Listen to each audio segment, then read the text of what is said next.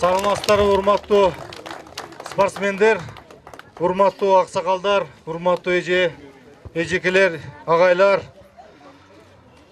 Мен бул турнирден эмнени таптым? Урматтуу туугандар, мен бул турнирден бир тууган таптым. Мен сиздерге айтып кетейин. 24 апрель бул турнирди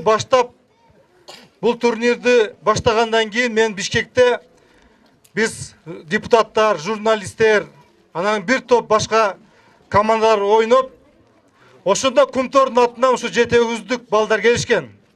Ошо 7-үздүк балдар менен келип учурашып, бир туугандай учурашып, футболисттер мага жакшы каалоо тилектерин айтып кетишти.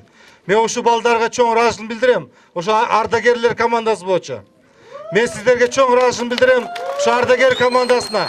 Мына ардагерлер командасы ушундай жакшынакай балдарды тарбиялап, ынтымакка чакырып, биримдикке чакырып, мына ушундай жакшынакай чемпионатты өткөздүк. Биз өнүгүү кубогун, өнүгүү чемпионатын деп атап, бул эмне менен биз айткыбыз келет. Ушу 7 районунда дайыма өнүгүү болсун. 7 районунда дайыма биримдик болсун.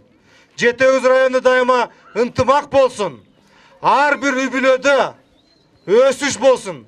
Ар бир үй-бүлөдө биздин өсүп аткан жаш муунубуз келечекте депутат, келечекте министр, келечекте премьер-министр, келечекте президент болсун деп биз тилектешпиз, урматтуу туугандар. Ошондуктан биз өнүгүү кубогун деп Кудайдан да тилеп, ошол ар бир үй-бүлөдө жакшылык болсун. Жалпы Ысык Көл областында жакшылыктар болсун.